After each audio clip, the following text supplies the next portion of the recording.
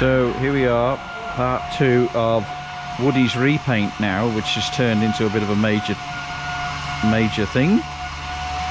So yeah, everything's been rubbed down and there's still obviously work to be done, but it's definitely looking a bit different than when I dropped it off. So yeah, it's all being worked on now, and then still got the 2 holes to fill in where the speakers used to go. But apart from that, it's all looking pretty good. No serious marks showing. So yeah, I wasn't expecting to go this far, I'll give you the tip, but anyway, this is where we are, and we'll be finished in a couple of weeks apparently.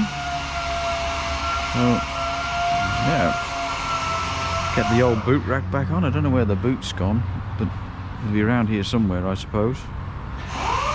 So yeah, there we go.